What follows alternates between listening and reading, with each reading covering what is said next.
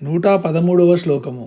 అగ్రగణ్యా అచింత్యరూపా కలికల్మషనాశిని కాత్యాయని కాళహంత్రి కమలాక్షనిషేవిత. ఈ శ్లోకంలోని మొదటి నామము అగ్రగణ్య. ఇది 553వ నామము. ఇది 4 అక్షరాల నామము.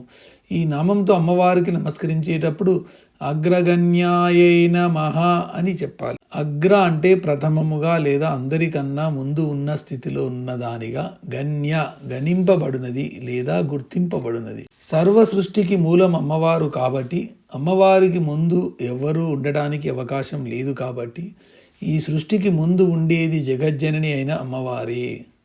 దేవతలను లెక్కపెట్టేప్పుడు ప్రప్రథమ స్థానం అమ్మవారిది. అందుకని అమ్మవారు అగ్రగణ్య. సుషుమ్నా మార్గం వెంబడి ఉండే షట్చక్రాలకు పైన సహస్రారంలో ఉండే సదాశివునితో కలిసి ఉంటుంది కాబట్టి ఊర్ధ్వంతోగా ఉండే వెన్నెముకలోని సుషుమ్నా మార్గంలో ఉత్తర దిక్కున లేదా అగ్రమున గల సహస్రారంలోని బిందువునందు ఉండేది కాబట్టి అమ్మవారు అగ్రగణ్య. సూక్ష్మాతి సూక్ష్మాల లోకాలకు ఇంకా పైన ఉండే కారణ లోకాల నుండి అన్ని రకాల లోకాలను సృష్టిస్తుంది కాబట్టి అమ్మవారు అగ్రగణ్య.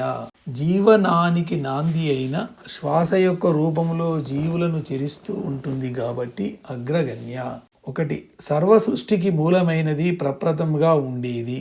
2. దేవతలందరిలో ముందుగా గణింపబడేది. 3. సూక్ష్మాతి సూక్ష్మలోకాలకు పైన ఉండే కారణలోకవాసిని. 4. జీవనానికి నాంది అయిన శ్వాస రూపవాసిని. 5. చిత్తం పనిచేయడం ప్రారంభిస్తే మొట్టమొదటిగా వ్యక్తమయ్యే చిద్రూపని. ఈ 5 ఈ నామానికి అర్థాలుగా చెప్పవచ్చును. ఈ శ్లోకంలోని తర్వాతి నామము అచింత్యరూప. ఇది 554వ నామము. ఇది 5 అక్షరాల నామము. ఈ నామంతో అమ్మవారికి నమస్కరించేటప్పుడు అచింత్యరూపాయై నమః అని చెప్పాలి. అచింత్య అంటే చింతించుటకు వీలు లేని, రూప అంటే రూపము గలది. చింతన చేసి చూడగలిగిన అర్థము చేసుకోగలిగిన రూపం కాదు అమ్మవారిది. చింతన చేయడం ప్రారంభిస్తే చింతించేవాడు, చింతన చేయబడేది రెండూ వేరువేరుగా ఉంటాయి. ఇద్దరూ కలిసి ఉన్న తత్వము అమ్మవారిది కానీ వేరుగా ఉండే తత్వము కాదు. ధ్యాన ధ్యాతృ ధ్యేయ రూప. అందుకని అమ్మవారి తత్వము పూర్తిగా అవగాహన కాదు. చింతన చేయడం ప్రారంభిస్తే, నిర్వచించడానికి ప్రయత్నిస్తే దక్కేది కాదు అమ్మవారు. అందుకే చింతన ఆగినప్పుడు అమ్మవారు ఉండటం ప్రారంభమవుతుంది. అంటే స్వంతం చేసుకుందామనే మనస్తత్వంలో పట్టడానికి ప్రయత్నం చేస్తే దక్కేది కాదు అమ్మవారు. చింతన ద్వారా తెలుసుకొనుటకు అలవి కానిది అని ఈ నామానికి అర్థము. ఈ శ్లోకంలోని తర్వాతి నామము కలికల్మషనాశిని. ఇది 555వ నామము. ఇది 5 అక్షరాల నామము. ఈ నామంతో అమ్మవారికి నమస్కరించేటప్పుడు కలికల్మషనాశిన్యై నమః అని చెప్పాలి. కలి అంటే కలియుగ సంబంధమైన, కల్మష అంటే మలినములను, నాశిని అంటే పోగొట్టునది. ఒకరు కాక ఇద్దరు ఉంటే ఆ ఇద్దరి మధ్య ఏం తేడా ఉందో తెలుసుకోవడానికి ప్రయత్నించడం అన్నది కలియుగ లక్షణము. దాన్నే కలికల్మషము లేదా కలియుగ మలినము అంటారు. అమ్మవారు ఇటువంటి కల్మషాన్ని నాశం చేస్తుంది. ఈ కల్మషం నివారణ కాకపోతే మదము, ద్వేషము మొదలైనవి మనలో ఉత్పన్నమవుతాయి. ఉదాహరణ, గోడ మీద నుంచుని ఉన్నప్పుడు ఎవరైనా పడతావు జాగ్రత్త అంటే గోడ మీద నుండి పడవక పూర్వము అలా అన్నవారిని శకుని పక్షి అంటే వాక్కు అంటాము. ఇది మన పొగరును సూచిస్తుంది. తీరా అడావుడిలో గోడ మీద నుండి పడితే గుడ్లగూబలా అన్నే అన్నాడు పడనే పడ్డాను అంటాము. ఇది మనలో వారిపై ద్వేషాన్ని సూచిస్తుంది.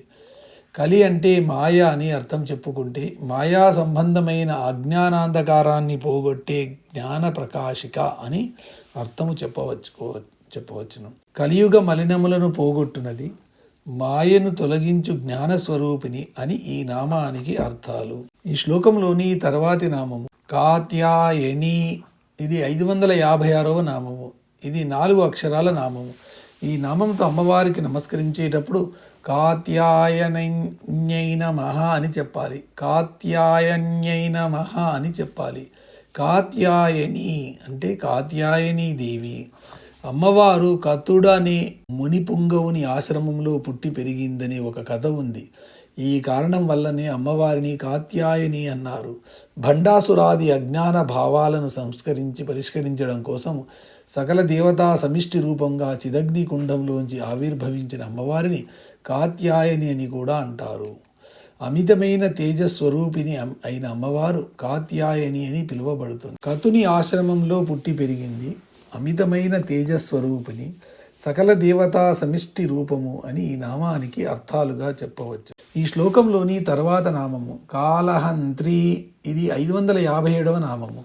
ఇది 4 అక్షరాల నామము. ఈ నామంతో అమ్మవారికి నమస్కరించేటప్పుడు కాలహంత్రియై నమః అని చెప్పాలి. కాల అంటే కాలమును, హంత్రి అంటే హరించునది.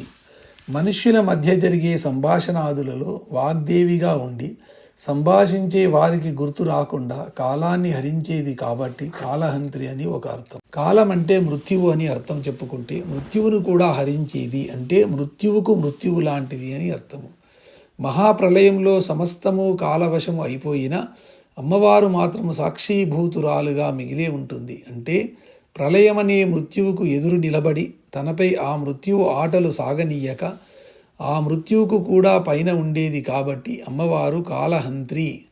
ఈ భావన ఇంకా బాగా అర్థం కావాలంటే స్వప్నాన్ని ఉదాహరణగా చెప్పుకోవాలి. సృష్టికర్త సృష్టి ఎలా చేస్తున్నాడో తెలుసుకునేందుకు ఉదాహరణగా స్వప్నం బాగా ఉపకరిస్తుంది. కలలో పాత్రలు, సన్నివేశాలు అన్నీ కలలు కనే వానితోనే చేయబడతాయి. అలాగే సృష్టికర్తతోనే సృష్టిలోనివన్నీ తయారవుతాయి. స్వప్నం పూర్తవగానే మెలకు వస్తుంది. అప్పుడు స్వప్నంలోనివన్నీ కలలు కనే వానిలోనికి లీనమై తానొక్కడు మిగులుతాడు. స్వప్నకాలమంతా కలలు కనే వానిలోకి ఎలా లీనమవుతుందో అలాగే సృష్టికాలమంతా సృష్టికర్త అయిన అమ్మవారిలోకి లీనమై తాను మాత్రం మిగిలి ఉంటుంది. ఇలా తనలోకి లీనమైన కాలం గల అమ్మవారిని కాలహంత్రి అంటారు.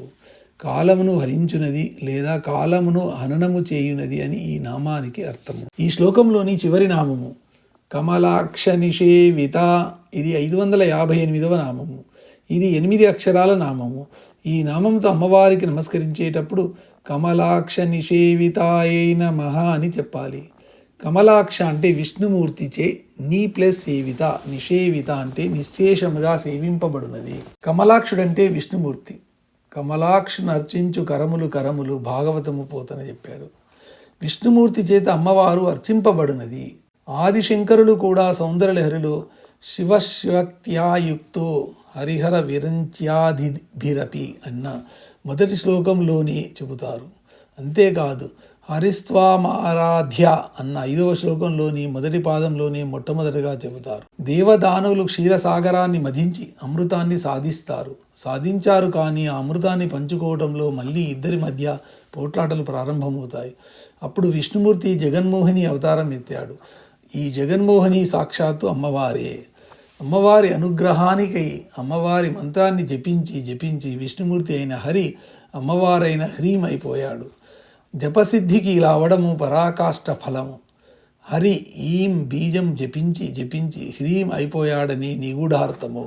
ఈ లలితా సహస్రనామ స్తోత్రంలోని హరి బ్రహ్మేంద్ర సేవిత, బ్రహ్మోపేంద్ర మహేంద్రాది దేవ సంస్థుత వైభవ అనే నామాల్లో కూడా హరి, ఉపేంద్రుడు అనే పేర్లతో పిలువబడి విష్ణుమూర్తి అమ్మవారిని సేవించాడని స్తుతించాడని చెప్పబడుతుంది. కమలాక్షులు అంటే పద్మముల వంటి కన్నులు గలవారు అని అర్థము. అమ్మవారు సర్వారుణ కాబట్టి పద్మముల వంటి కన్నులు గలవారందరూ నయన వికాసం కోసం అమ్మవారిని సేవిస్తారు. కాబట్టి కమలాక్షులచే సేవింపబడినదని ఇంకో అర్థం కూడా చెప్పుకోవచ్చు. కమలం అంటే పద్మము, అక్షము అంటే ఇరుసు లేదా మధ్యగా ఉండే రేఖ, వెన్నెముక ఉంబడి ఉండే మూలాధారాది షట్పద్మాల నిలువు వరుసలో మధ్యగా అక్షంలాగా ఉండేదే సుషుమ్నా మార్గము.